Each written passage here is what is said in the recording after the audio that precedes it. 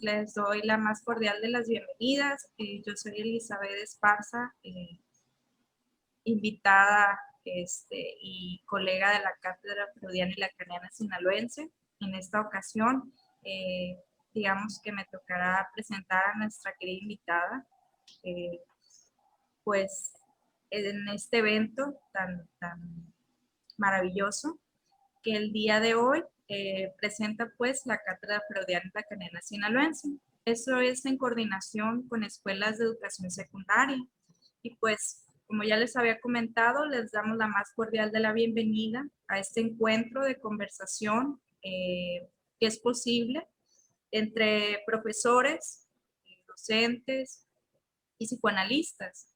En esta ocasión, presentando el tema Paradojas de las inclusiones en educación.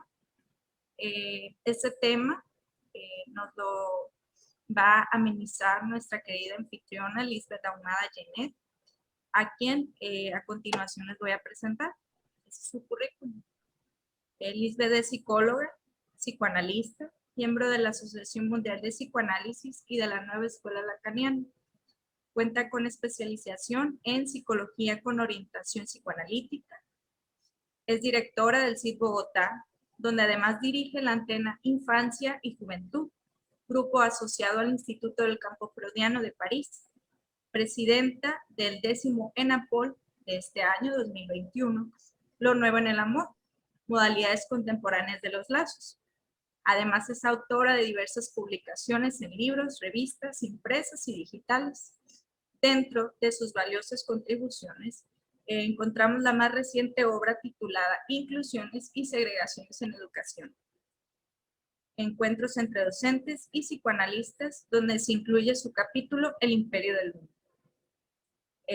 Como habíamos comentado, en este encuentro nos acompañan profesionales de la educación, quienes participarán compartiendo algunas de sus valiosas experiencias, así como también interrogantes sobre este tema de la inclusión educativa, tema que pues, nos convoca aquí a esta reunión.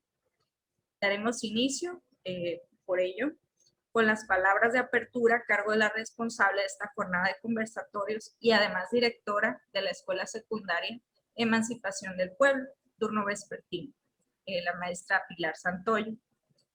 Y en ese orden escucharemos enseguida a directores, maestros e integrantes del equipo de educación especial. Posteriormente, ordenadamente, tomará la palabra nuestra invitada. Los asistentes podremos ir dejando nuestras preguntas en el chat o bien pidiendo la palabra si así lo desean una vez que se abra la conversación. También se tomarán participaciones o alguna intervención por medio de YouTube, el cual estará habilitado el chat en vivo en la transmisión. Le cedo la palabra a Pilar Santoyo. Gracias. Muchas gracias, Elizabeth. Buenas tardes a todos, buenas noches para quienes nos acompañan de otros países, se suman. Recibimos solicitudes de inscripción de Colombia, Argentina, Ecuador, Venezuela, Bolivia, Chile, Francia, para quienes es de madrugada. Muchas gracias por hacer el esfuerzo y estar aquí acompañándonos. Es un gusto enorme que nos volvamos a encontrar, quienes han seguido esta jornada de conversación en el eje psicoanálisis-educación. Agradecemos también a quienes se suman por vez primera. Hemos llegado a nuestro cuarto encuentro. Estamos en la recta final de esta iniciativa de trabajo que las condiciones de la pandemia han posibilitado. Pero más aún, el deseo de muchos puesto en juego.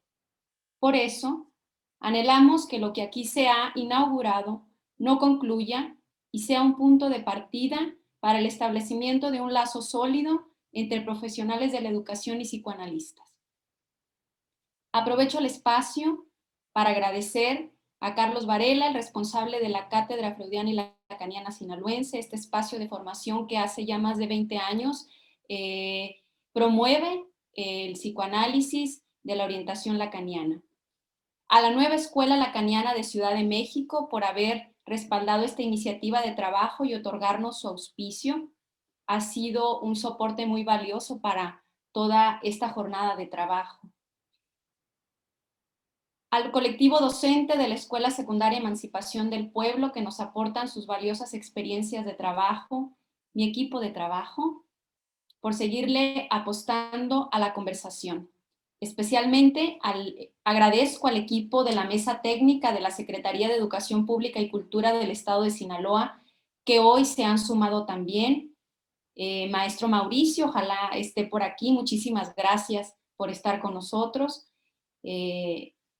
A Lisbeth Ahumada, por supuesto, por su generosidad al haber aceptado esta invitación. Su calidez ha sido impresionante. Como se anunció, hoy nos reunimos a conversar sobre un tema de mucho peso para quienes nos desempeñamos en instituciones de educación. Hablar de inclusión no es un tema sencillo. Muchas veces los profesionales nos colocamos en posición cómoda y esperamos que llegue alguien con un saber experto a decirnos qué hacer. Sin embargo, a lo largo de estos conversatorios, más que respuestas anticipadas o prematuras a nuestros problemas, hemos descubierto una vía distinta en la que las interrogantes se abren sin aventurar soluciones rápidas, ya que si algo es claro, es que la educación requiere tiempo. No nos apresuramos a concluir, sino que abrimos la escena cada vez que es posible. O por lo menos eso intentamos. Leyendo un poco el bello libro de Inclusiones y Segregaciones en Educación, lectura que recomiendo muchísimo, me detengo en la pluralización del concepto. Me hace ver que de entrada no hay la inclusión, sino hay una inclusión que cuenta para cada sujeto. Es interesante, diría casi provocador, que se ponga al nivel de la segregación como si fueran las dos caras de una misma moneda. ¿Qué se excluye? ¿Qué queda por fuera? ¿Qué se segrega en los esfuerzos de incluir algunos estudiantes que salen de la norma? Algo de esta paradoja nos hace ver Lisbeth al plantear la inclusión como un problema también lógico que hay que resolver antes incluso de plantear políticas educativas. Es decir, ¿qué pasa cuando en un conjunto se intenta incluir algo que por naturaleza hace excepción, que representa la diferencia? Me parece un asunto nodal que en educación nos preguntemos esto. Por otra parte, en ese mismo texto, y algo que me pareció muy valioso, Philippe Lacaze nos recuerda al visionario de Freud, quien planteó que la escuela no debe olvidar que trata con individuos todavía inmaduros, a quienes no hay derecho a impedirles permanecer en ciertos estadios del desarrollo, aunque sean desagradables. Los estudiantes tienen derecho a presentar síntomas, a tener dificultades.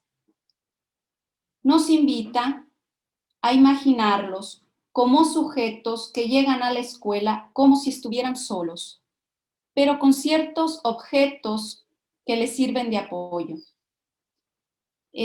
Sujetos, niños, adolescentes, encerrados en una burbuja que los aísla, una especie de esfera narcisística o autista que no los hace accesibles al discurso del profesor, al saber que éste le oferta.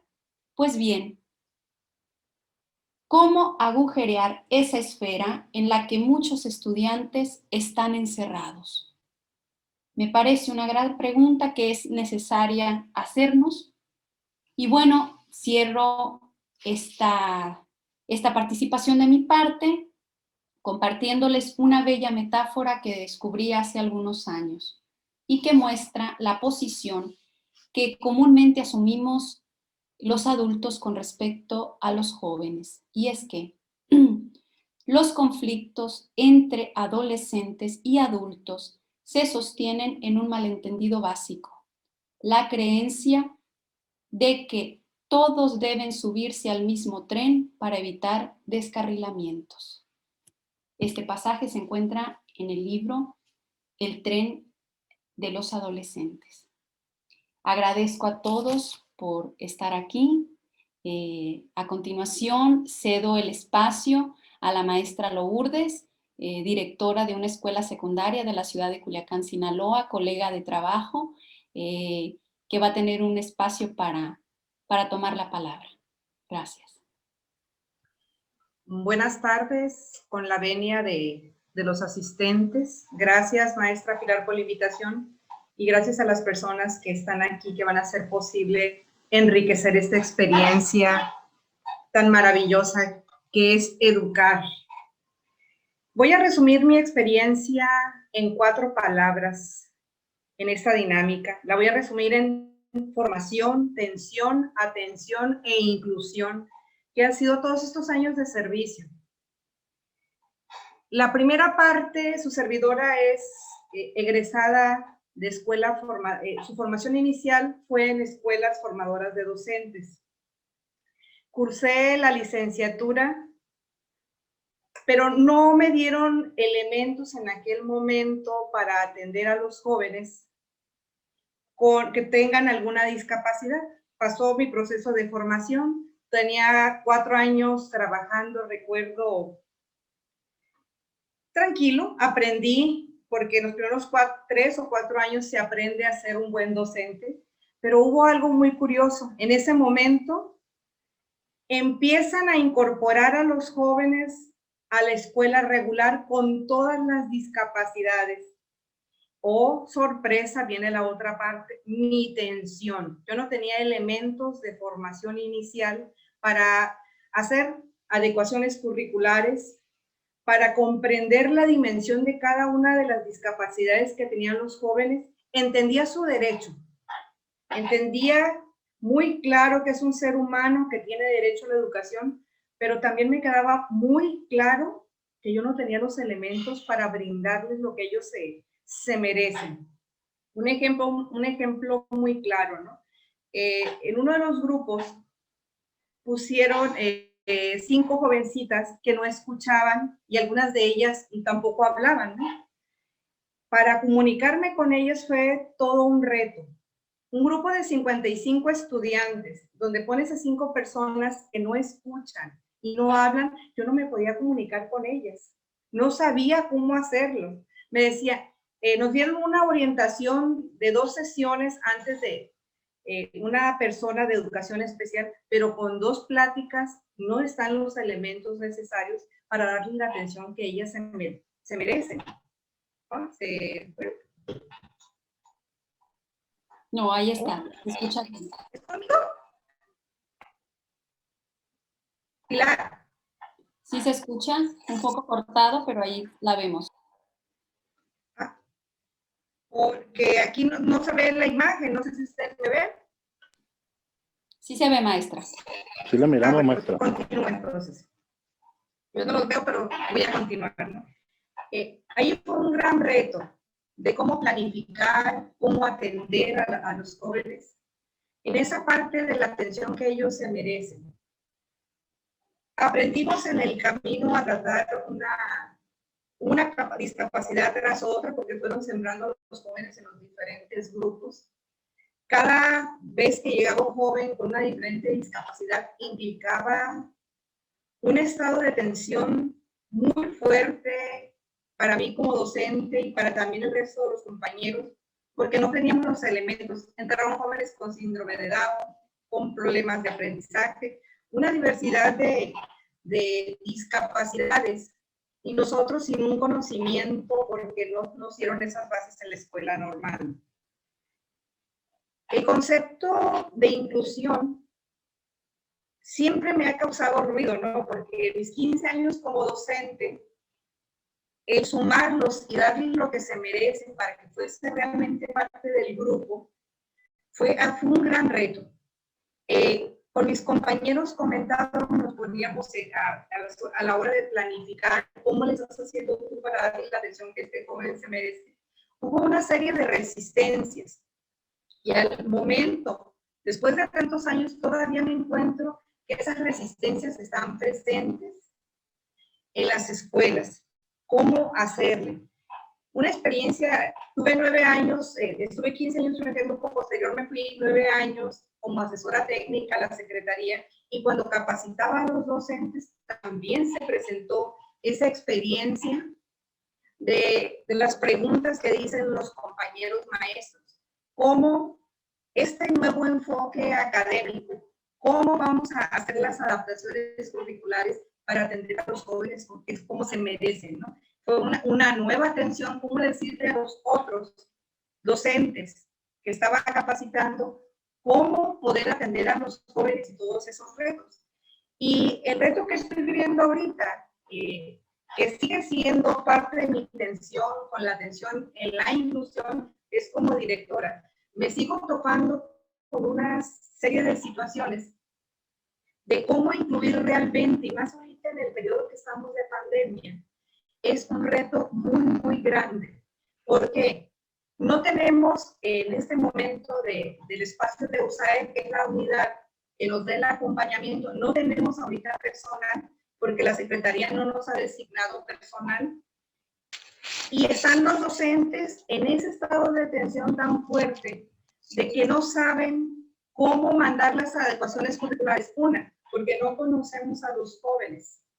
Dos, los padres están en un estado de atención que no saben cómo ayudar a sus hijos con las actividades que se le mandan en el hogar. Entonces, en toda esa trayectoria he tenido la oportunidad de vivir como docente, como asesora y como directiva. Sigo de todas maneras con las mismas interrogantes.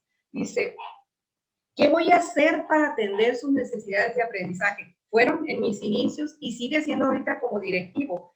Y la otra parte, ¿no? ¿Cómo lograr una respuesta adecuada si no soy especialista? Vienen discapacidades y jóvenes que se tienen que sumar o que no conozco la verdad de las cosas. Parte del conocimiento que tengo es que fui como asesora, tomé algunos libros que venían información, pero eso no es suficiente. Se necesita desde la formación inicial del docente dar las bases necesarias para que el docente tenga esa capacidad de poder llegar a su espacio áulico, a su práctica, a tener y realizar las adecuaciones curriculares y darles a esos jóvenes el lugar que se merecen. Realmente que sean parte de la escuela, realmente que aprendan a sus capacidades. Sigue siendo una interrogante y pues se va acercando el momento que va a terminar mi periodo de servicio y la atención sigue todavía porque siguen llegando jóvenes con diferentes discapacidades que me hace falta conocimiento. Nos hace falta conocimiento y además también ese acompañamiento que tendríamos que tener de la unidad de USAER para que nos ayude a los docentes y a los directivos a que esos jóvenes realmente sean parte de nuestra escuela, ¿no? Entonces, esa sería mi participación. Lo comparto así abiertamente de toda la experiencia y de todo lo que esto me ha llevado a replantearme en esta situación, ¿no? Todavía sé que me faltan muchas situaciones por aprender en esta parte, porque hay muchos jóvenes que tienen diferentes necesidades y que hay que atenderlos como ellos se merecen. Pues les agradezco el espacio que me dan para compartirla brevemente mi formación, mi atención a la inclusión, y me voy a seguir realimentando de los compañeros y sus diversas experiencias. Muchas gracias por el uso de la voz y aquí sigo. Muchas gracias, maestra Lourdes. Le dejamos el espacio al maestro Marco. El profesor Marco Antonio es maestro de asignatura de nivel secundario. Enseguida continúa la maestra Diana. Ella es parte del equipo de la unidad de apoyo a la educación regular, lo que sería el apoyo desde la unidad de educación especial. Maestro Marco tiene el uso de la voz.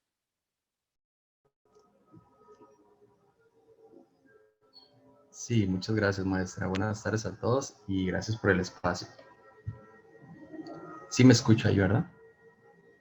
Ok, gracias. Sí, pues mi comentario es el siguiente. Es respecto a un tema de cuestión actitudinal, a mi ver. La dificultad, lo comienzo así, la dificultad que se presenta al interactuar con alumnos que manifiestan desconocer un comportamiento adecuado en un ambiente escolar, con un caso especial que yo tuve. Pues mi experiencia es la siguiente. Tuve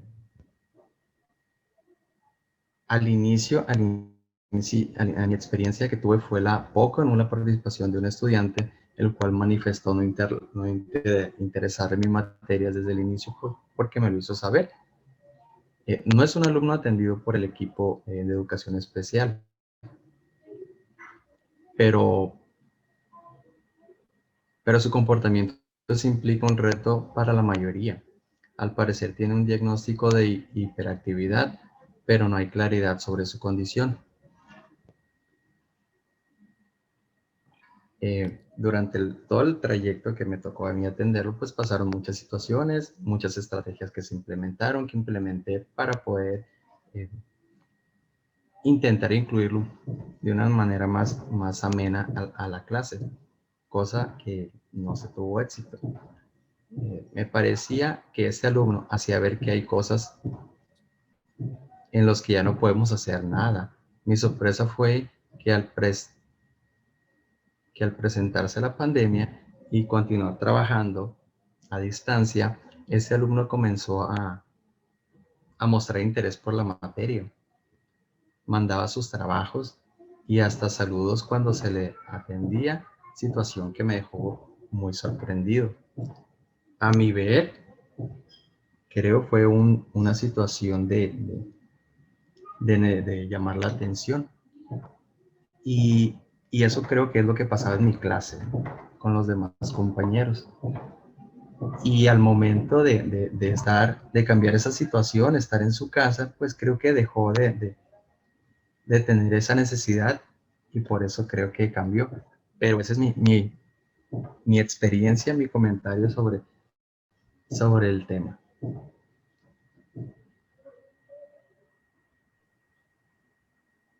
Gracias, maestro Marco.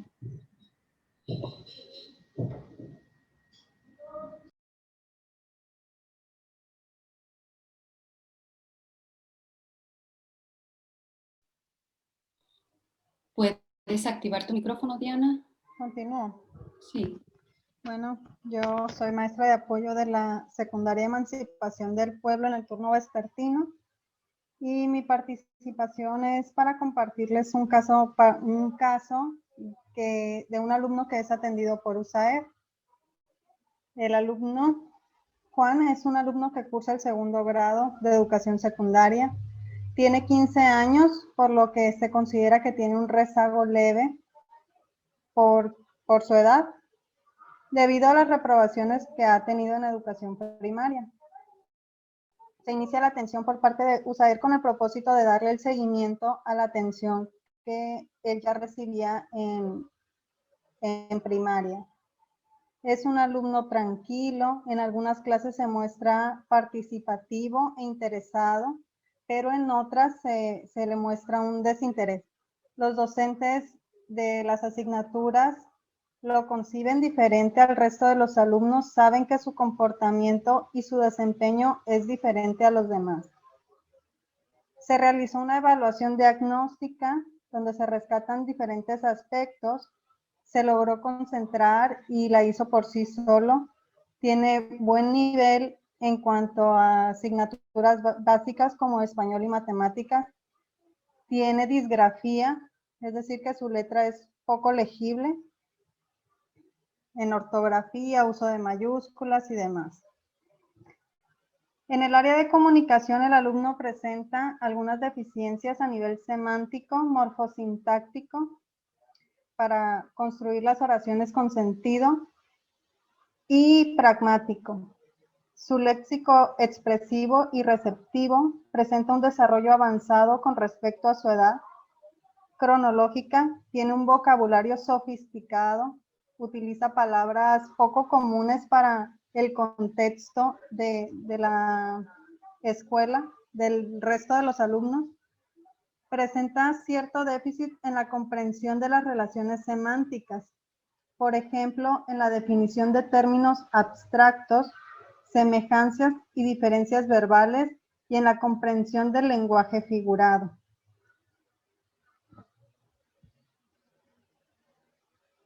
A nivel morfosintáctico, presenta alteraciones en la estructuración de enunciados complejos, en ocasiones omite nexos y comete errores en la conjugación de verbos. En la narración de hechos no se percibe un orden lógico en la expresión de ideas, tiene incoherencias o tiende a salirse del tema. Si bien es cierto, el alumno tiene un desarrollo adecuado de habilidades fonológicas, sin embargo, presenta alteraciones en la prosodia del habla, específicamente en la entonación y velocidad del habla, poniéndose de manifiesto cuando habla sobre temas de su interés, lo que conocemos como verborrea. En la interacción con el alumno se observa que no hace contacto visual al momento de entablar una conversación con otra persona. Es un alumno que tiene pocos amigos y solo con ellos juega durante el receso. Se observa también en el receso que sigue una misma rutina y prefiere permanecer en los mismos espacios. Muestra ansiedad por manejar un objeto pequeño y casi siempre trae entre sus manos un palito de paleta. Muestra interés por temas como las guerras, el desastre de Chernobyl, y refiere que le gusta ver videos sobre dichos acontecimientos. También se interesa por temas de programación y expresa el deseo de poder crear un juego. Al cuestionarlo sobre el desinterés que muestra en algunas clases, responde que son cosas que él ya conoce y las clases son aburridas. Es importante mencionar que el alumno muestra gran preocupación por el estado de salud de su mamá, ya que tiene dificultades motrices que van en deterioro, por lo que requiere de apoyo para realizar las actividades, lo que representa una prioridad para el alumno. En la entrevista al padre expresa confusión por las dificultades y conductas que muestra Juan, expresando que cuando observa sus conductas piensa que está loco, y así se lo expresa a su hijo. Coincide en la preocupación del joven por su mamá y el interés por atenderlo. De acuerdo a todo lo anterior, a todas las características que hemos observado en él, pues hemos observado conductas del trastorno del desarrollo como Asperger o autismo, por lo que se le sugirió a los papás que sea valorado por un especialista en un centro de autismo, pero pues el proceso se vio interrumpido por la pandemia.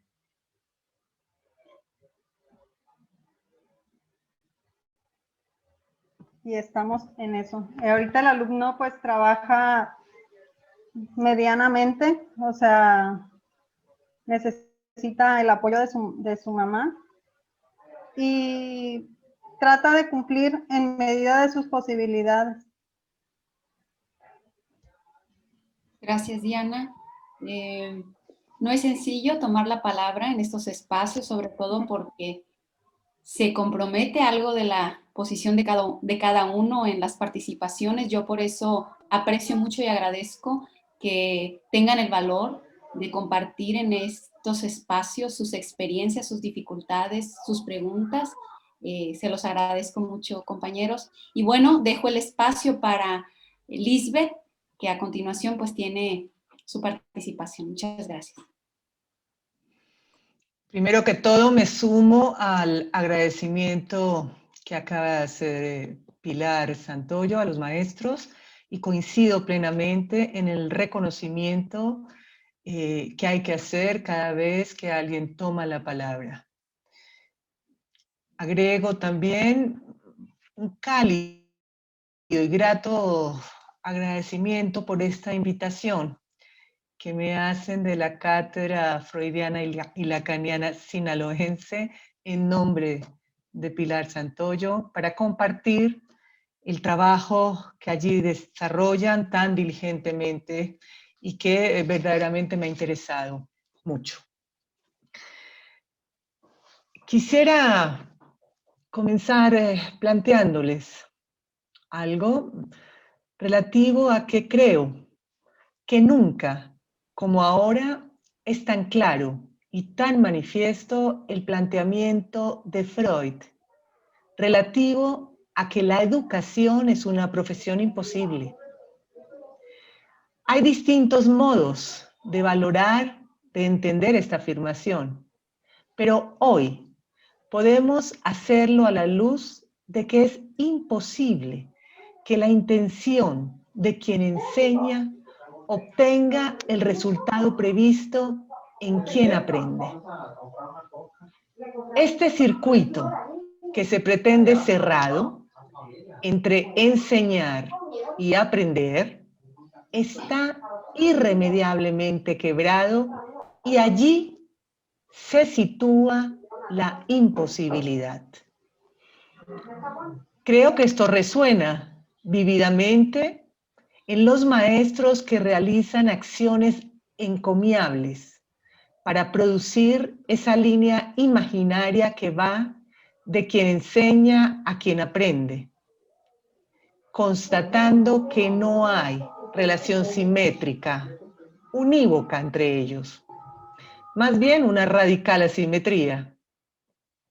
En este sentido, los efectos que produce en el estudiante una cierta enseñanza son imposibles de anticipar. Más bien, cuando la dirección que se toma va en términos de tal anticipación, vemos emerger un espectro de tonalidades afectivas a partir de los intentos de hacer existir esa relación ideal. Frustración, impotencia, tristeza, decepción, aburrimiento. Y este último, cuando se toma la escena escolar, es un indicador de que la muerte del deseo ha cubierto el lugar que sitúa el principio de la acción.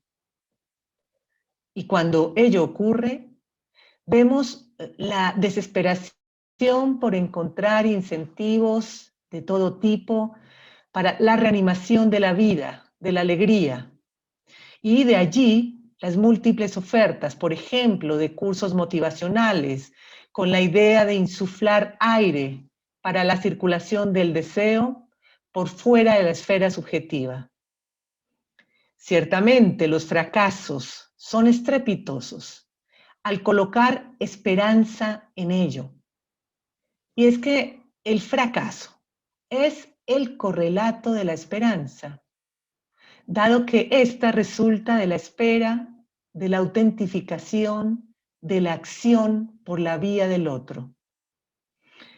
La esperanza no es lo mismo que lo que significa saber esperar, tal como decía Jacques Lacan. Lo que significa la paciencia, esa gran virtud budista que tiene un fundamento activo, si pensamos, como lo plantea la filosofía oriental, que la vida está determinada por una serie de ciclos y solo la paciencia prepara la ocasión, el momento conveniente y oportuno, el verdadero kairos. Claro, nosotros nos precipitamos a cerrar este tiempo con la necesidad de obtener seguridades y llenar de sentido, dado que se puede percibir como inacción, no hacer nada. Y esto, lo sabemos, se traduce como una pérdida de tiempo, como un robo del tiempo, que en todo caso siempre es del otro, siempre valioso a estos fines de juicio. Volveré sobre esto. El trabajo de Paul Robert, director del Colegio Nelson Mandela en Francia, titulado Los secretos de un éxito asombroso, intenta cernir la fórmula aplicada por Finlandia, como resultado de 30 años de profundas reformas en el sistema educativo para escamotear la imposibilidad inherente a la educación, con el fin de importarla a su país. Allí nos dice que el aura de prestigio por sus resultados en las evaluaciones internacionales PISA hizo que 14 delegaciones desde Noruega a Turquía viajaran motivados por el deseo de comprender las razones del asombroso éxito conseguido por los alumnos finlandeses. Enfatiza, entre otras cosas, que este sistema tiene como finalidad el que todo educando experimente el sentimiento de tener un lugar, de poder ser él mismo y de desarrollarse libremente. La fórmula resume esta filosofía: cada alumno es importante. Y concluye que es un profundo análisis de las necesidades reales de cada alumno lo que está detrás del asombroso éxito del sistema. Es decir, que un alumno feliz, bien desarrollado, libre de progresar a su ritmo, adquirirá más fácilmente los conocimientos fundamentales. En todo caso, debemos decir que la ilusión de aplicar un modo ético de funcionar y buscar su institución, reduciéndola a un método, es, para decirlo menos, una ingenuidad, una buena intención que como tal lleva al fracaso, tal como lo vimos en términos de la esperanza que se deposita en ella. Ahora quiero plantear otra vertiente de la actualidad de lo imposible de la educación. Asistimos a uno de los fenómenos contemporáneos más vigorosos que conciernen a la educación: la injerencia, sin velos ni tapujos, del Estado tanto a nivel ejecutivo como legislativo, que promete beneficiosas políticas públicas de educación y promulga leyes que surgen del derecho de igualdad en sociedades democráticas. Y allí, como se ve, se suma otra de las profesiones imposibles según Freud, la de gobernar. Así que encontramos en la actualidad una mayor alianza entre dos discursos sobre la base de la negación de sus imposibles, por supuesto. Y es en este marco que entendemos la ley de inclusión educativa, con su contrapartida, la exclusión como transgresión a esa misma ley, o en otros términos, inclusión versus segregación. Si lo pensamos, la inclusión en sí misma engendra la segregación en la medida en que apareja la mostración del diferente en el conjunto de los mismos. Traza la línea que crea subconjuntos para no alterar la idea de un universo consistente, continente. En otras palabras, es una inclusión que no altera la estructura misma del conjunto, a condición de mantenerla a raya, como modo de evitar una conmoción en su interior. O sea, el incluido es una excepción interna y así fortaleza y sostiene la idea de la uniformidad como tal entre los pares. Si tomamos entonces el costado igualitario de la ley y lo padecemos como el imperativo que es, como causa de evaluación en términos de éxito o de fracaso, conducirá inexorablemente a los impases del deseo.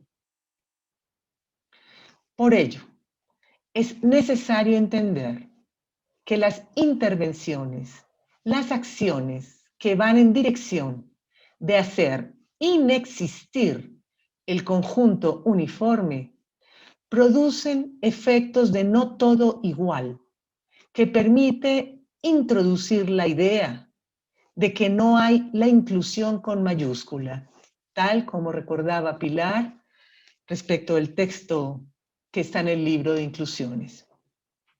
Hay, eso sí, actos, momentos, posiciones inclusivas que procuran a alguien la certeza que significa tener un lugar.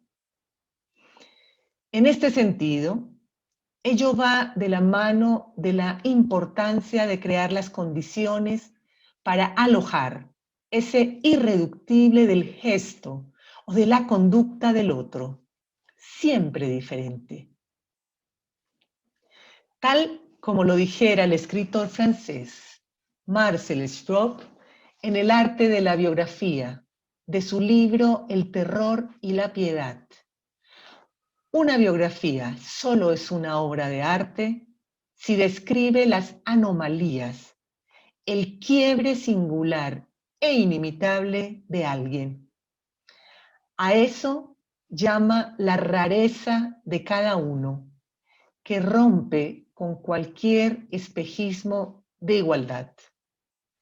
Lacan, en el mismo punto, habla del estilo como lo que define a cada uno.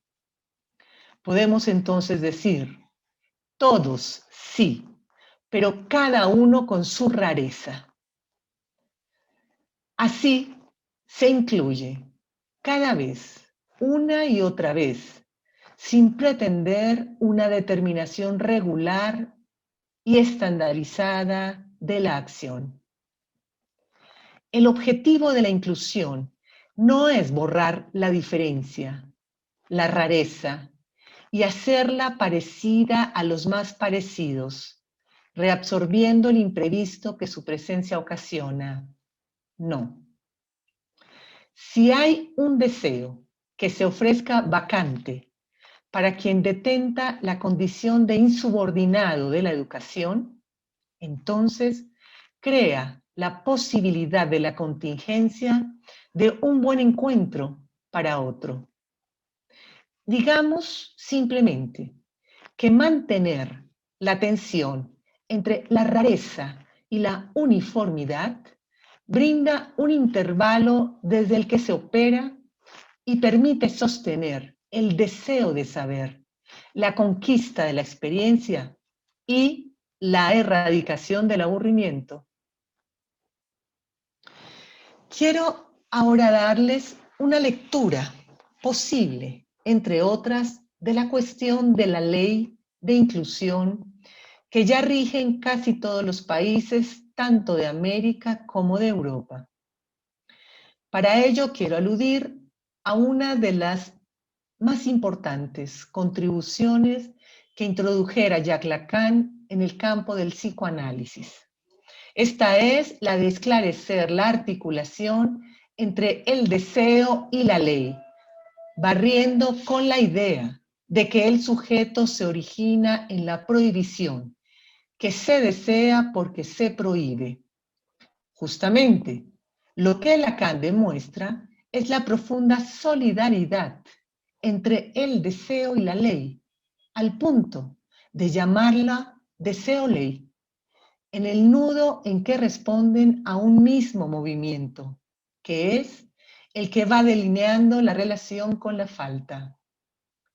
La ley, como respuesta a lo que no hay, organiza, traza al mismo tiempo el camino del deseo demarcando sus linderos.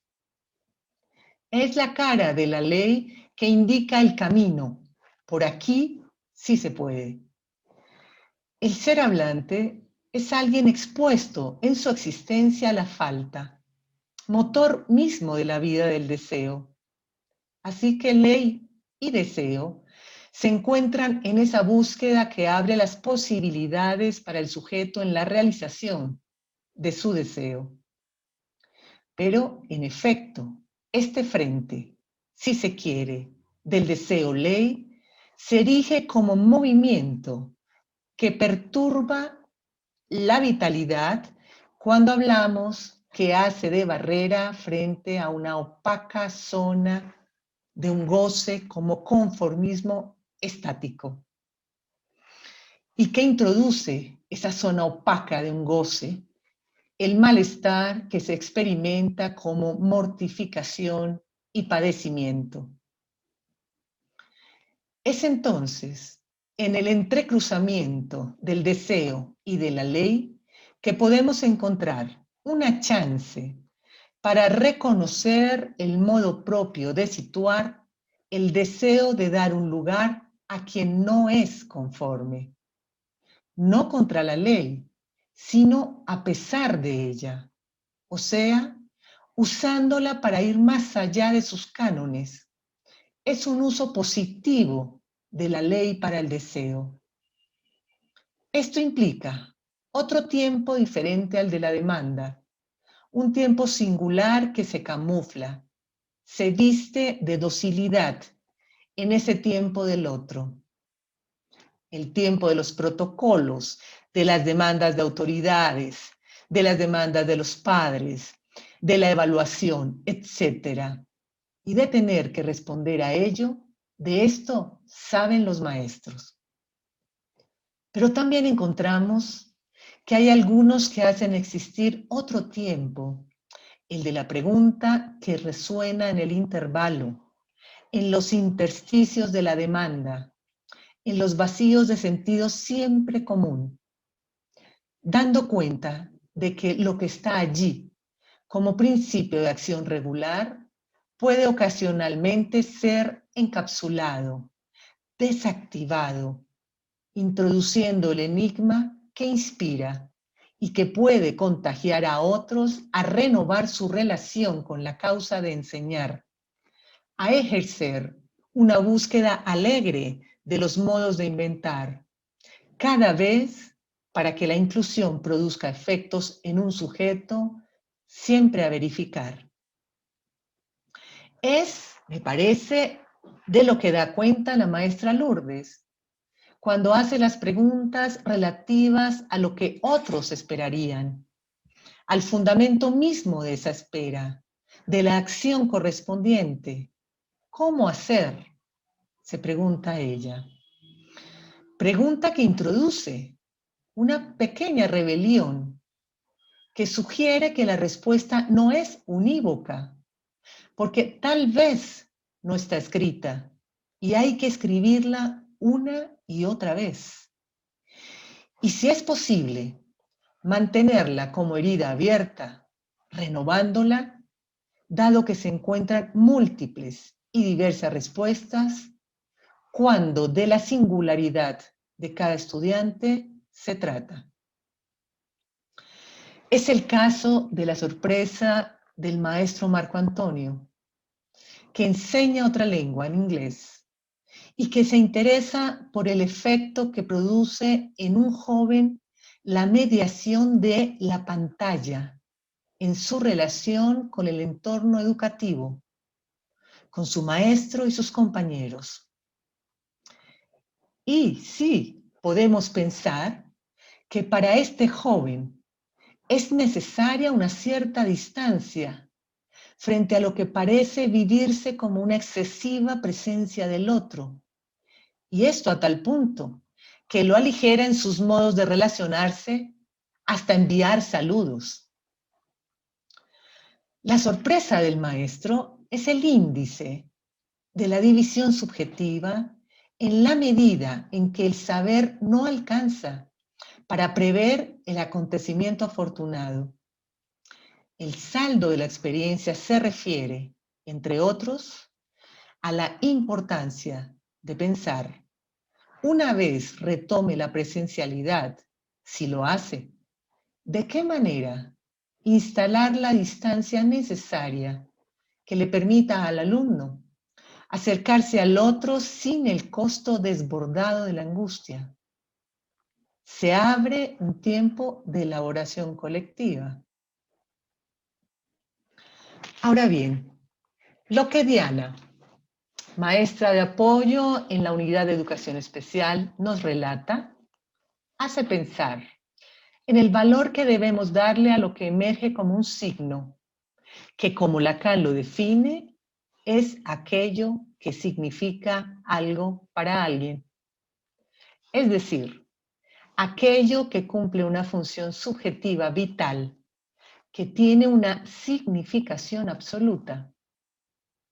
Es lo que sugiere la ilustración de Paul Robert al describir la escena que vio. Un alumno teje tranquilamente una pulsera de hilos trenzados sin atraer ninguna atención. No molesta a nadie y quizá esta ocupación le permite seguir mejor la clase. Y el maestro lo permite. Bien, como Diana nos indica, con una observación precisa, Juan es un joven que durante el receso sigue la misma rutina y prefiere permanecer en los mismos espacios. Además, nos dice, casi siempre tiene un objeto pequeño en sus manos, un palito de paleta.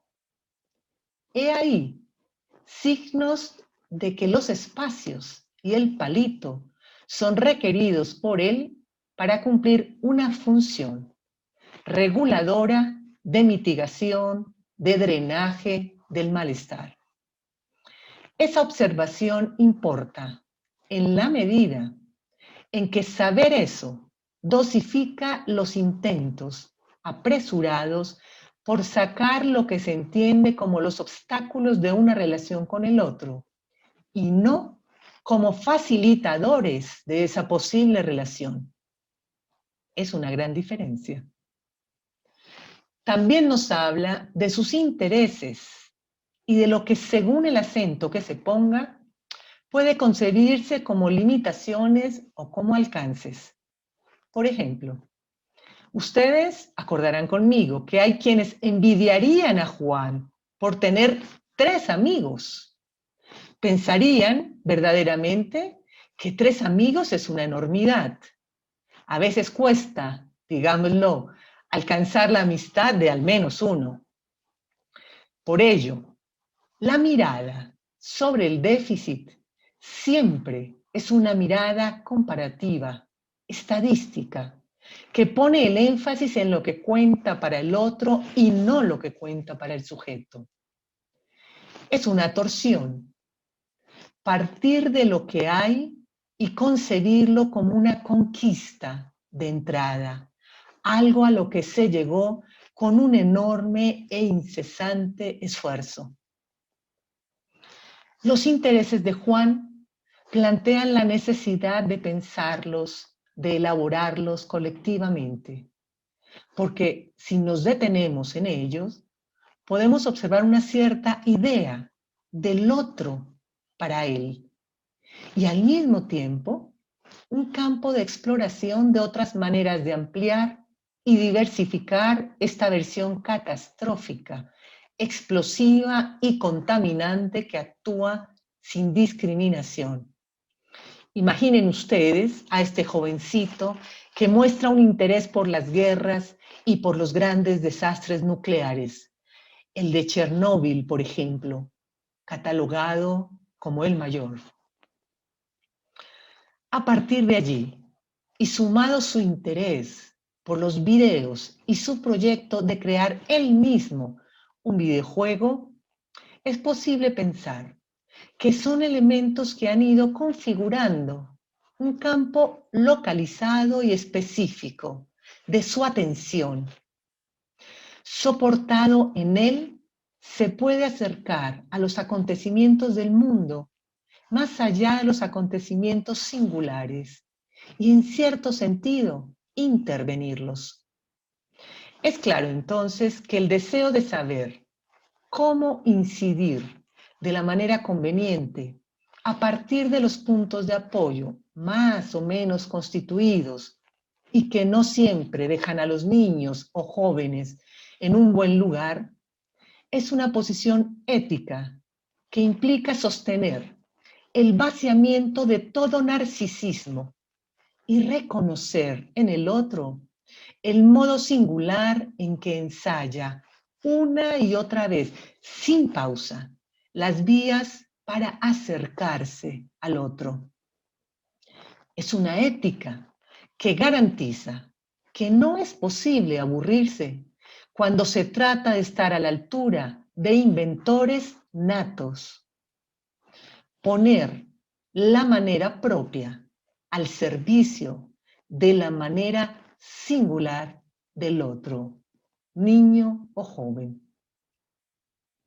Por supuesto, una institución que pueda darse a la tarea de pensar cómo introducir otro tiempo, que permita razonar las intervenciones de los maestros y hacer de eso un proyecto colectivo, favoreciendo la circulación del deseo y de la palabra entre aquellos que se consagran a la labor, es una institución que entiende que el imposible está en el centro de su naturaleza, pero también entiende que elegir bordearlo cada vez da el entusiasmo de la acción de acompañar en la educación por momentos y siempre inclusiva. Y para eso no parece ser necesario ser finlandés, pero sí ser pacientes.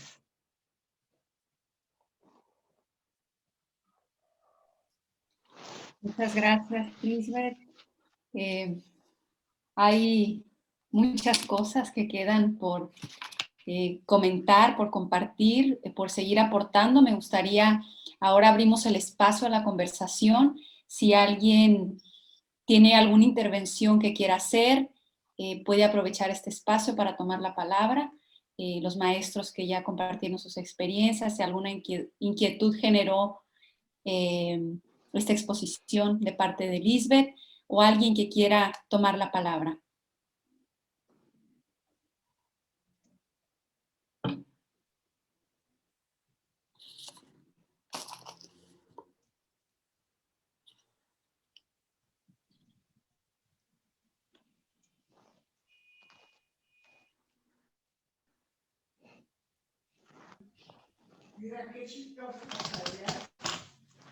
¿Alguien abrió ahí?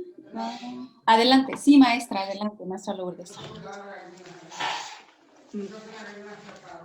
Dejó algo, le agradezco esa parte de lo que nos acaba de compartir la maestra Lisbeth Ahumada, cuando me da una respuesta profunda al cuestionamiento que he tenido, ¿no? Dice, dejar la herida abierta. No está escrito, se sigue escribiendo con cada estudiante, y así es. Me lo llevo como una parte que hay que analizar a cada persona que va y busca el servicio educativo en los espacios. Hace un momento que estaba compartiendo, mi pantalla se puso negra y no tuve la oportunidad de ver si se estaba dando esa comunicación. Pero ahorita que le escucho, tuve que cambiarme de equipo. Y me comparte esta situación. Me agrada mucho, ¿no? El ciclo pasado tuve un joven con síndrome de Down. Yo fui maestra, además de ser maestra de secundaria, yo trabajé 2 años en preescolar. Y yo siempre había tratado a los jóvenes con síndrome de Down como si fueran pequeños de 3 años. ¿Por qué? Por mi falta de conocimiento. Y siempre que le daba una indicación, el niño me ignoraba. Era algo muy curioso, ¿no? Y lo expongo aquí porque es una experiencia que a mí me llamó mucho la atención. Y tengo un compañero que es psicólogo, y él se acercó y le habló con mucha autoridad al joven, y yo me asusté. No, me dijo, es que se les habla con autoridad. Y yo consideré que si le hablaba con autoridad, se iba a poner a llorar. Por eso le digo que todavía, con tantos años de servicio, las tensiones están presentes. ¿Cómo tratar al joven respetando su dignidad, pero que se sume al contexto? Y le decía, ven, mira, súmate a la actividad, y se lo decía como a un niño pequeño, y él me hacía que no. Y ya llegó él y le habla con autoridad y se suma a la autoridad. se suma a la actividad. Le digo, ¿cómo le hizo? Es que se les habla con autoridad, maestra, me dijo. Pero no lloran, no, me dijo, no va a llorar, se va a sumar. Y siempre he tratado a los jóvenes en ese sentido, digo yo, ¿y qué tal si hago algo y los lastimo? Entonces los trato como algo muy frágil y aquí me queda algo muy claro, o sea, el tratarlos con fragilidad, no los voy a sumar. De eso me he dado cuenta. Tengo que sumarlos a la actividad, a que sean parte de la dinámica escolar, esa dignidad que se merecen, pero siempre los trato de una forma como algo muy frágil. Esa es una parte que me ha quedado como aprendizaje con mi compañero. Sigo aprendiendo, y lo dijo usted claramente, y sé que voy a seguir aprendiendo con cada uno de los jóvenes y sus características. ¿Cuántas situaciones diferentes van a llegar mientras esté en servicio? No sé, y cada uno es muy particular, ¿no? Agradezco y me quedo como tarea con esta parte. Estas dos frases me abren las posibilidades como profesional de la educación de seguirme dando a los jóvenes y seguirme nutriendo de los que tienen ya una experiencia consolidada. Muchas gracias, maestra.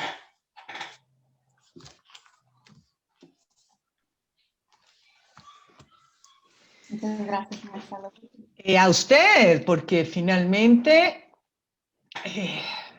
poder reconocer que aprende en la enseñanza es una posición que da cuenta de lo que concebimos como el acto de enseñar. Dejarse enseñar por lo que cada ocasión le muestra, le expone, es lo que llamamos la atención.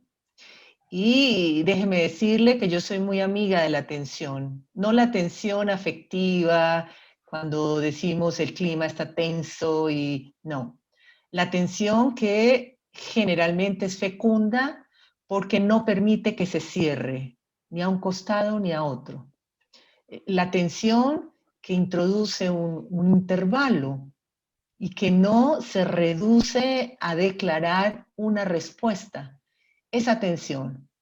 Soy muy amiga de ella porque creo que es el lugar donde se puede encontrar mucha riqueza. Cuando se hace de la atención realmente algo fecundo. Así que coincidimos en eso. Es un elogio a la atención. Gracias. Hay levantaron la mano, Azus, no sé si usted abrir su micrófono.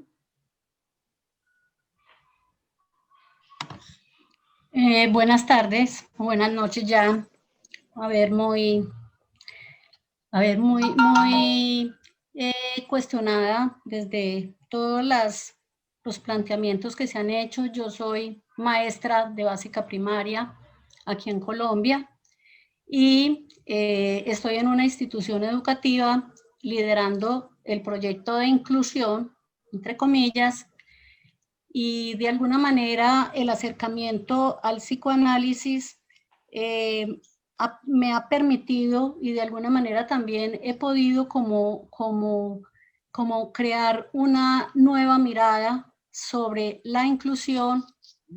Considero que muy psicoanalítica en el sentido de que la inclusión le permitió a la escuela el cambio que no se dio por otro tipo de situaciones, ni por la revolución industrial, ni por la misma entrada de la tecnología, y es el reconocimiento a la diversidad. O sea, yo pienso que cuando se crearon las leyes de inclusión, en todo ese asunto que plantea Lisbeth de que la inclusión segrega y está enmarcada dentro del asunto de considerar la universalidad y seguir como promoviendo esa uniformidad, porque de alguna manera eso es lo que se visualiza, el ideal como de que todos estemos metidos como en el mismo, como en el mismo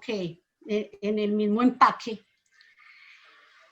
la ley de inclusión, con la llegada de estos chicos a la escuela, permitió a nosotros como maestros empezarnos a interrogar por la singularidad y empezar a sentir de que aunque había una ley de inclusión y aunque hay unos deberes, unos derechos universales de aprendizaje y diseños universales de aprendizaje, ese universal con la inclusión no juega. O sea, es difícil articular eso universal con esa singularidad. Pero yo escuchando a los profes que dieron como su testimonio y de alguna manera también como viendo la experiencia que hemos tenido en la institución y otras experiencias que empieza uno a escuchar y a recoger, yo siento que esa singularidad ha empezado a hacer presencia en la escuela, en las aulas de clase, y de alguna manera ha empezado a interrogarnos a nosotros como docentes frente a nuestra tarea docente, porque entonces uno ya empieza a privilegiar muchos asuntos de la singularidad por encima de esos estándares evaluativos, y uno empieza como a hacer como ya no en una línea de deseo y ley así horizontal, sino como hacer unos jueguitos de curvitas donde uno dice, bueno, la ley me dice esto, pero este niño me propone esto y yo le doy una vueltecita a eso que el niño me propone y trato de alguna manera de ajustarme a lo que la ley me plantea, pero también a reconocer eso que Lacan dice, todos sí, pero cada uno con su rareza. Y a reconocernos también en nuestra subjetividad, en nuestra identidad como maestros tan diferentes de los otros maestros, tan distinto nuestro deseo de ser maestro al del otro compañero. Y de verdad, o sea, yo sí agradezco a la inclusión esa posibilidad de transformar la escuela, porque yo pienso que no estaba pensada así, pero los maestros hemos hecho que eso se dé de otra manera. Entonces también un reconocimiento a todos los maestros que se han dejado interrogar por esa ley de inclusión y se han dejado interrogar por todas esas personas, todos esos niños y adolescentes que han llegado a las aulas. Muy bien.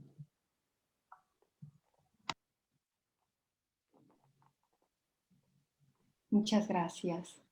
Lilian está pidiendo la palabra. Sí, hola, buenas noches. Muchas gracias, Pilar. Bueno, muy bonito todo lo que han dicho y claro, como colega yo me coincido, en todas partes nos ha ocurrido exactamente lo mismo, las angustias han sido absolutamente similares, ¿no? En un primer momento los maestros dijimos, no estábamos preparados para esto, ¿no? Nadie nos preparó. Y eso fue muy gracioso porque veníamos defendiendo la pedagogía activa y se suponía que la pedagogía activa partía de unas ideas del constructivismo y el constructivismo dice, no existe un mundo por fuera de la representación que nosotros hagamos de él, es decir, nosotros construimos mundo. Y si construimos mundo, pues alguien dice, carajo, hay que dejar que la gente, hay que darle un lugar a chicos que tradicionalmente no han tenido lugar en la escuela, y nos la lanzaron así, ¿no? Cuando se crea educación para todos, nos la lanzan así, y entonces todos empezamos a ver dónde estaba la respuesta. Pues no, no la había, o sea, no estaba en ninguna parte, y como dicen los compañeros, como decían, dice, correr para Finlandia, a ver quién tiene la respuesta, cómo la cogemos, ¿no? Y entonces empezamos a ver en nuestros países que, pues muy bonito, pero allá los niños entran a los 6 años, tienen grupos pequeñitos, nosotros tenemos 40, ellos tienen un profesional de apoyo en el salón, ¿no? Nosotros no tenemos a nadie, alguien que se turna por todas partes, o sea, los contextos totalmente diferentes. Y bueno, como dijo la colega hace un momento, ya haciendo un balance a distancia, si pudiéramos ver con tranquilidad, uno diría que la inclusión no tenía respuestas, pero nos ha enseñado tanto, nos ha puesto a pensar tanto, nos ha puesto a pelear tanto, ¿no?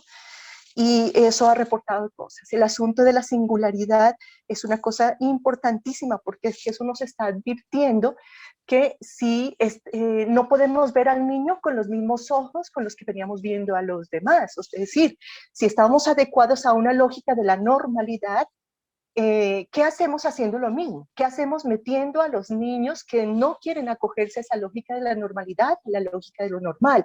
Es decir, al modelo, al estándar. Quiere decir que toca inventarse otra cosa. Y entonces eso también pasó por un momento interesante porque los maestros empezaron a inventar, pero cuando hacían la evaluación querían evaluar bajo los mismos estándares de los demás chicos, ¿no? Entonces, por ejemplo, hemos empezado a decirle a los maestros, ok, o sea, no te funcionó por ahí, pero ¿qué lograste? Con el chico lograste algo, porque no, pues es que aquí tenía que leer y escribir, y pues si no lograron ni que aprenda la A, ni la P, ni la M, todos ya van en la Z, y yo, con el niño nada. Dice, pues parece que los propósitos no están bien, ¿no? Y eso fue muy interesante porque entonces empezamos a hacer un recorrido, pero algo hiciste. ¿Qué hiciste?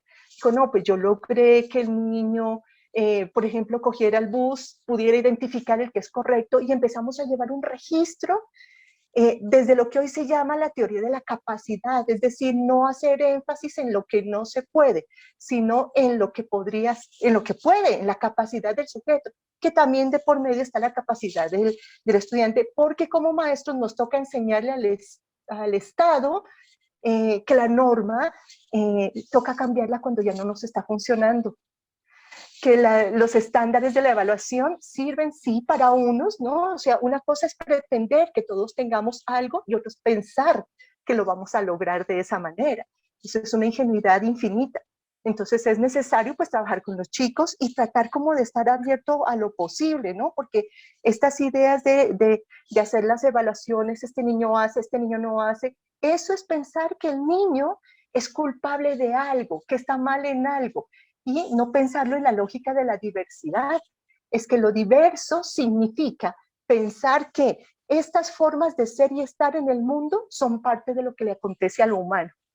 Y quiere decir que a la escuela le toca transformarse, no al niño, porque cuando uno piensa que es el niño el que está mal, trata de transformarlo y acoplarlo al molde.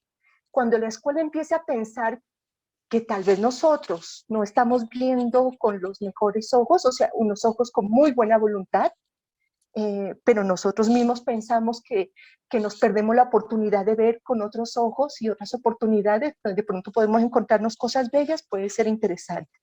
El maestro reporta algo muy interesante. Esta pandemia nos ha enseñado que la presencia parece no ser una opción para todos, ¿no? Esto lo está ocurriendo acá también. O sea, nosotros lo estamos viendo, nuestros maestros están reportando que hay chicos que han brillado en el anonimato, ¿no? Precisamente estando a distancia, cosa que yo creo que este ejercicio de lo que va a acontecer en este momento en torno a las alternancias, no sé cómo se esté manejando en cada país, podría ser muy importante para darnos la oportunidad de ver otras opciones que nos muestran otros caminos, que nos muestran los estudiantes, pero también nosotros. Bueno, muchas gracias, muy lindo el evento, muy valientes los profes siempre cuando se exponen, porque esto es un exponerse a un público que tradicionalmente la gente está acostumbrada a escuchar para ver si se juzga o alguna cosa de eso, y como hay que quitar eso para ver cómo hacemos para trabajar juntos desde lo que cada uno puede. Muchas gracias, Pilar. Hay un comentario en el chat, Pilar. Sí, gracias Lilian. Quiero nada más agradecer la intervención, compartirle con nosotros la experiencia que tienen en Colombia. Creo que no dista mucho de lo que nos pasa aquí en México, ¿no? Las dificultades que enfrentamos, sobre todo cuando hablamos de cómo se legisla, cómo se piensa lo que se legisla para la escuela y el margen de libertad que también tenemos en la escuela como para decir, porque podemos decir, hay imposiciones, sí las hay, pero aún así hay margen de libertad que tenemos los profesionales como para poder hacer con cada caso. Es complejo cuando tenemos una cantidad enorme de estudiantes que atender. Creo que es muy importante lo que situó la maestra Lourdes y que Lisbeth también comentaba. qué lugar darle, cómo hacer que un chico, un niño, un adolescente tenga un lugar en la escuela, qué lugar darle, cómo alojarlo. Yo puedo decir, me enfrento en la escuela, en las diferentes escuelas donde he estado como directora, donde generalmente hay este discurso que patologiza las conductas de niños y de adolescentes. Si uno desde el modelo médico tiende a señalar, etiquetar, nombrar, diagnosticar, porque para las escuelas es muy importante un diagnóstico. Para el diagnóstico marca cómo proceder con determinados estudiantes.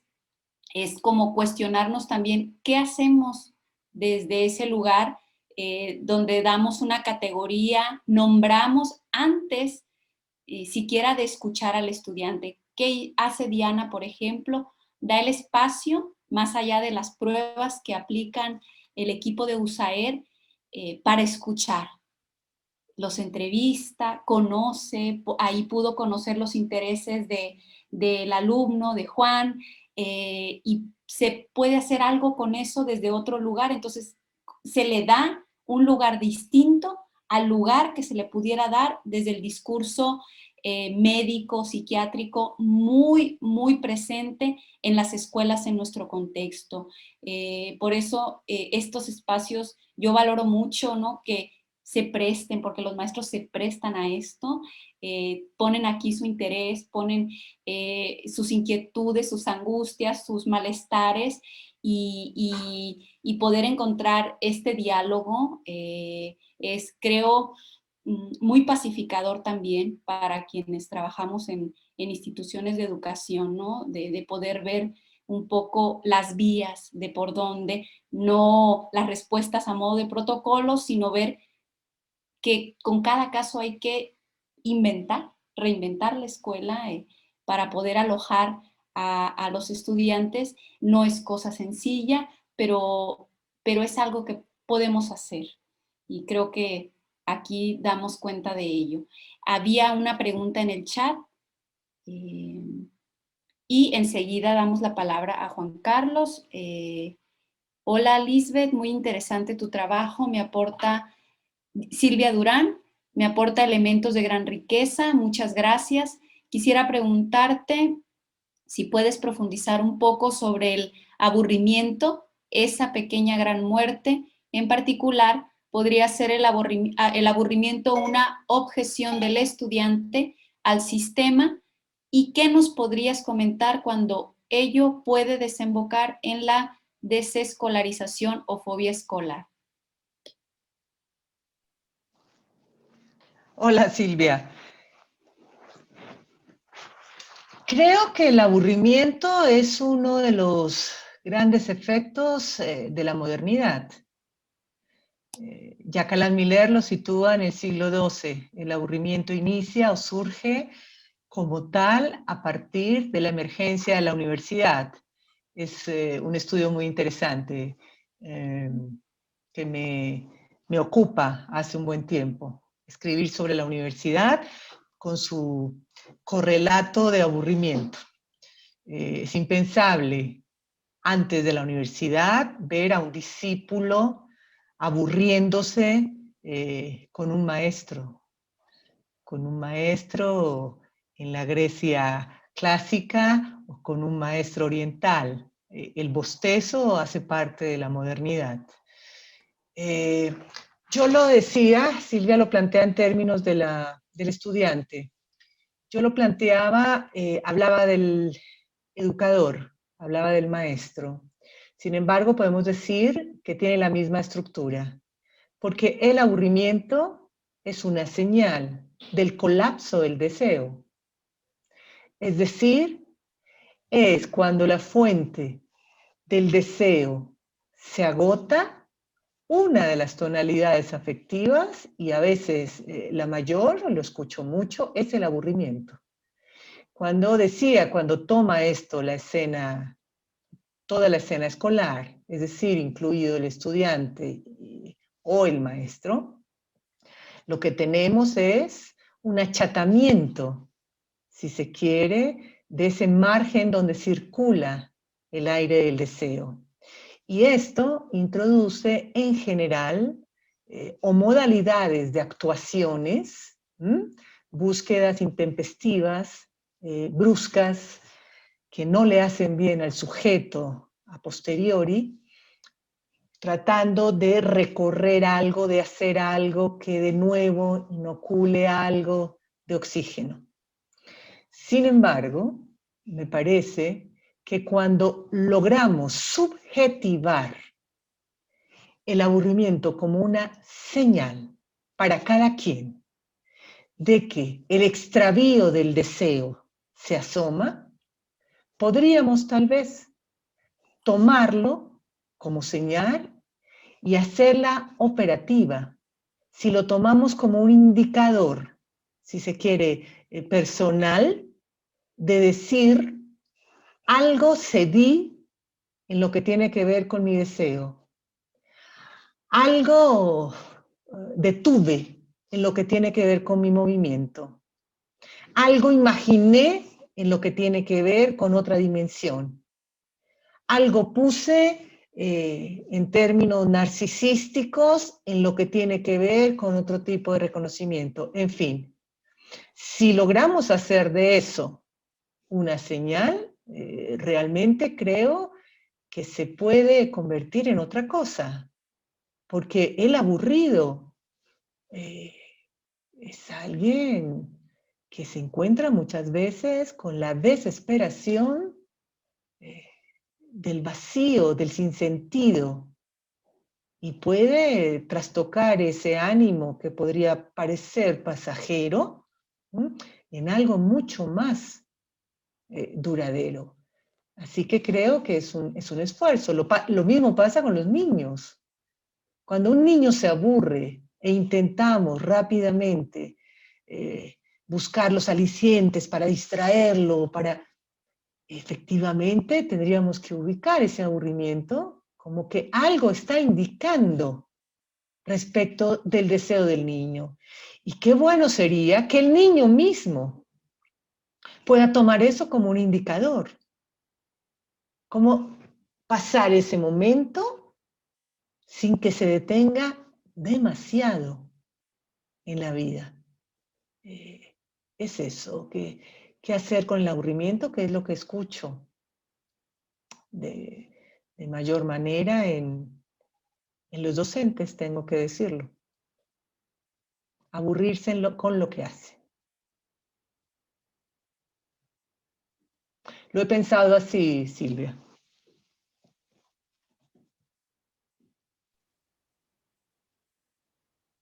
Está Juan Carlos pidiendo la palabra. Hola, sí, buenas tardes. Primero, perdón que no active la cámara por una situación aquí muy en concreto. Dos cosas puntuales. Pilar, pedirle de favor si usted podría repetir la bibliografía que mencionó al principio. No recuerdo específicamente en qué momento, pero sí fue la primera que usted citó, si sería tan gentil de repetirla. Y una pregunta para Lisbeth, si podría ampliar un poco esta idea de que si pensamos en inclusión, digamos, no estaríamos como con la inclusión, como también usted, Pilar, lo comentó, sino pensarla de un otro modo, ¿no? Que no sea como esa idea, digamos, tácita, ¿no? De la inclusión como una sola, sino unas otras formas tal vez de pensar la inclusión. Y esta idea de que si incluir en educación, cómo no pensarla, o más bien cómo evitar situarla a partir del referente de homogeneidad, a partir del referente de todos iguales. Cómo pensar la inclusión sin, digamos, tener como referente o parámetro el todos iguales, ¿no? porque me parece que pudiera ser allí como un poco la razón de estas conductas segregadoras, incluyendo dentro del ámbito educativo, ¿no? Y que me parece que un poco creo que tendría que ser lo que también tendría que ser señalado, el cómo estos mecanismos de segregación y de homogeneización, pues sí han tenido sus vicisitudes, ¿no? Y sus repercusiones en diversos escenarios, incluyendo el educativo. Entonces, ¿cómo pensar la educación sin que necesariamente apunte, pues, a esta homogeneización que seguramente aparatos, digamos, sobre todo oficiales, pretenden, de manera velada o de manera abierta incluso, ¿no? Gracias.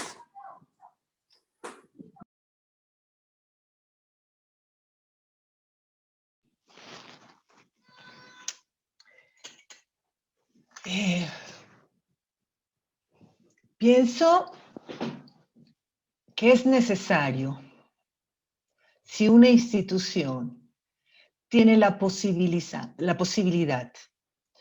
de facilitar el escenario donde los maestros puedan elaborar la experiencia que van acumulando, esto es una forma de demostrar que la inclusión debe ser pensada a nivel de las intervenciones, de las operaciones que hacen los maestros en un momento dado con un sujeto dado.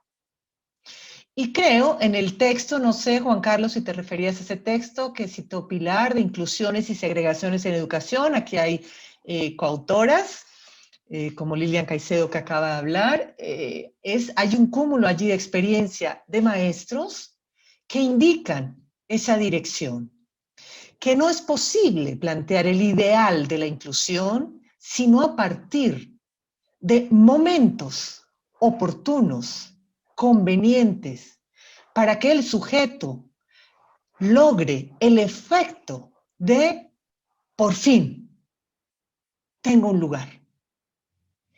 Y más allá del diagnóstico clínico del niño, que es una discusión muy rica que hemos dado en algunas ocasiones con los maestros acá, en Colombia y específicamente en Bogotá, si el maestro requiere o no saber el diagnóstico clínico. Bien, se los dejo, Pilar, como asunto a discutir allí. Pero decía que más allá del diagnóstico clínico, hay una experiencia educativa a partir de la posición de cada maestro que se ha interesado en ubicar cuál es esa intervención que daría lugar a ese efecto de tener un lugar. Tener un lugar es el padecimiento de los seres hablantes. No es exclusivo de la inclusión educativa. Tener un lugar o no es una marca, es una huella y en muchas ocasiones indeleble para alguien. Tener un lugar en el otro, buscar un lugar donde estar bien, tratar que con el otro se pueda crear un lugar. La cuestión del lugar realmente es un anhelo del ser hablante. Y si una intervención permite decir a alguien, este es mi lugar, le permite un punto de apoyo desde el cual poder articular toda experiencia, todo aprendizaje que pueda él ir desarrollando. Es por eso que los maestros, los que se interesen, los que deseen, eso no se puede decretar, los que deseen acercarse a ese universo de diferencias. Por eso decía, lo primero es dejar de lado el narcisismo, y sabemos que es muy difícil eso. Es muy difícil eso cuando buscamos permanentemente que se nos diga que se hizo bien. O sea, que finalmente dejar un poco de lado, encapsular el narcisismo permitiría, entre otras, poder elaborar con otros lo que ocurre con un niño en un momento dado. Poder elaborar con otros que esa intervención tuvo efectos y debo saber por qué, para que no quede en la dimensión inefable de la magia. El maestro debe procurarse entender el efecto que produjo su intervención, negativa o positiva. Pero mientras no haya ese otro tiempo que permita elaborar su intervención, su momento de enseñanza, va a quedar eso como si se tratara de intuición. Y para el psicoanálisis, la intuición es experiencia significante. Es decir, la intuición, lo que se llama intuición, se genera a partir de cierto marco de saber que no se sabe que se tiene. Por eso hay que elaborarlo con otros. Hacer una especie de conquista de saber uno a uno, de acumulación de experiencia. Es muy importante para saber qué pasó, qué ocurrió, qué falló. Cuando dije, cuando hice, cuando me silencié, cuando miré a otra parte, para que el sujeto pensara que no lo mirara. En fin, gestos, conductas, ¿cuándo producen el efecto de inclusión en un niño? Esta es la cuestión que a mí me resulta más importante de la elaboración de los maestros. Entender la lógica de su acción, los principios que rigen su acción. Es esto, me parece, a lo que están llamados. Y por eso hablé de otro tiempo. No el de la evaluación, no el de los controles, no el de las juntas con padres, no el del tiempo de los descansos y de los almuerzos de los niños, en fin. Otro tiempo para poder razonar su acto educativo. No sé, Juan Carlos, si era por este lado que planteabas. Por eso me parece un ideal un poco estéril, finalmente. A no ser que sea un ideal que nos movilice. Ese ideal de incluir a todos. Hoy quise darles otra lectura positiva de la ley de inclusión. Hemos discutido aquí con colegas psicoanalistas los problemas de pensar esa ley como todos, a sabiendas que no todos podrían o sería conveniente que vean en eso un imperativo. Pero hoy he querido mostrar ese rostro de la ley donde podemos operar y no necesariamente aliarnos ciegamente a ella. Operar en los vacíos de la ley, en el otro tiempo que la ley permite. Eso es un poco lo que quise plantearles hoy, otro rostro de la ley de inclusión.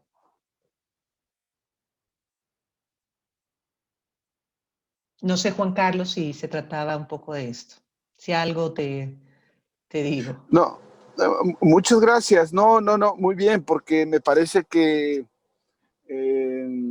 justamente, en mi opinión, una vicisitud es precisamente el pensar esto llamado inclusión, pero digamos con una visión un tanto cuanto desde la postura oficial, donde educar parece que apunta para ellos digamos, a la tramitación de los requerimientos propiamente académicos, ¿no? Contar, leer, brincar, saltar, y no a esta otra parte que tiene que ver con lo subjetivo del niño, adolescente, quien sea, ¿no? De un sujeto propiamente, pues sí que me parece que es ahí donde el psicoanálisis aporta un otro pensar este tema de la inclusión, ¿no? Y que me parece como lo estás planteando, ¿no? Que es es una apuesta, ¿no? Del profe por profe, cómo se posicione con referencia a esto que se le llama inclusión, pues si es únicamente para encauzar. Finalmente, Juan Carlos, no sé qué te parece, pero resulta muy liberador pensar que si Freud ubica la educación como una de las 3 profesiones imposibles, no tenemos tiempo para entrar a las otras 2, que las hay, y una nos concierne a los psicoanalistas, porque psicoanalizar es otra, es la tercera, pero en lo que tiene que ver con la educación, me resulta bastante liberador, inspirador para un maestro saber que se dedica a una profesión que en su seno, en el centro, tiene lo imposible como principio. Y es liberador porque eso permite entender que no puedo anticipar ningún efecto, que lo único que puedo es resolver mi relación con el saber que dispenso, la propia. Debo resolver los nudos de mi relación con el saber que transmito, que enseño, y de esa manera esclarecer lo que hago para mí. Y eso, sin duda, tendrá efectos. Es decir, si el saber al que yo me consagro me aburre, entonces eso tendrá efectos.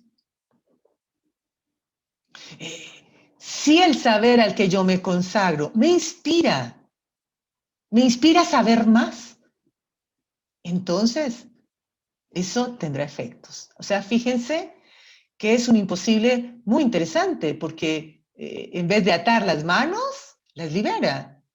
Porque dice, si es imposible, ese hilo conductor de maestro-alumno, ese hilo que suponemos continuo, si vemos que está quebrado, está roto y no hay manera de pegarlo, de volver a restituir mi idea ideal, entonces, ¿qué me queda? De mi lado, entender, resolver los puntos neuróticos que he hecho de la elección de saber y de enseñar ese saber.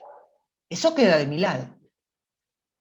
Y si yo logro despejar esos puntos neuróticos que hay en toda lección, puedo despejar el campo de mi deseo de enseñar. Entonces, ese es el punto de libertad que veo y que a mí me resulta muy interesante. Y nada aburrida, como siempre digo, nada aburrida.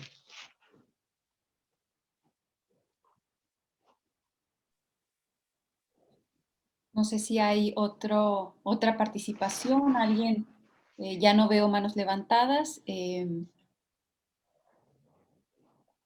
Ok, me avisan que por YouTube no hay preguntas en el chat, entonces nos quedamos con lo que se genere aquí. Destaco esta frase, Lisbeth, que pude rescatar en lo que nos compartía, y creo que es una posición ética de parte de los profesionales. Poner la manera propia al servicio de la singularidad del sujeto, que es deshacerse del narcisismo que a veces genera, ¿no? La acumulación de saberes, de formaciones, etcétera, sobre ciertos sujetos que llegan a las escuelas, sobre ciertos estudiantes, adolescentes, que realmente es el verdadero pilar, es el verdadero obstáculo. Todos somos raros. Lacan dice, todos somos locos. Yo diría, todos somos raros. Pero desear, acercarse, entender la lógica de la rareza del otro, ahí sí que somos más raros todavía. Y si logramos despejar, ¿por qué deseo acercarme y descubrir la lógica de la rareza del otro? Es verdaderamente algo maravilloso. Es un poco lo que decía el profesor Marco. Él ha podido decir, no, todo bien. Para él fue una sorpresa, me encantó la palabra, fue una sorpresa.